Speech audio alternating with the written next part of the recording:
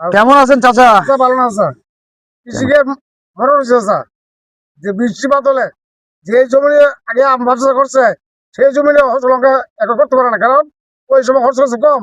আর এখন বর্তমান খরচটা ভর্তি খরচ কখন খরচ, বর্তমান বীজ সার ওষুধ এই খাদ্যের উড়াইয়া এখন দাঁত নষ্ট হইয়া বৃষ্টিপাত হলে আমাদের যে বর্তমানে কৃষিকের সরবরাহ রয়েছে, কারণ এখন জমি যে দায়িত্ব পাচ্ছে তাও আনতে না, বৃষ্টি বাদলে সব সময় হয়েছে।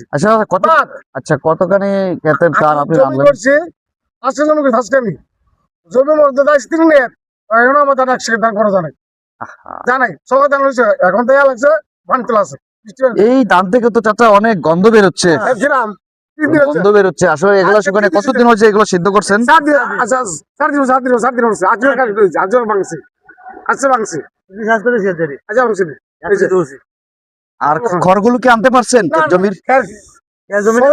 এখন আমি গরু মানুষ খাওয়া থেকে গরু ঘুবাস ওইখানে নাই।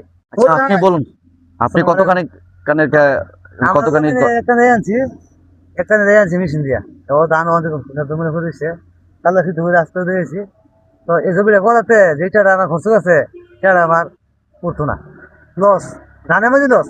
আচ্ছা খাটলাম 6 মাস, এটা আমার কাছে হাও। আসলে আপনার সাহায্যের আমরা প্রয়োজন আছে, সাহায্য পাইনি আমরা।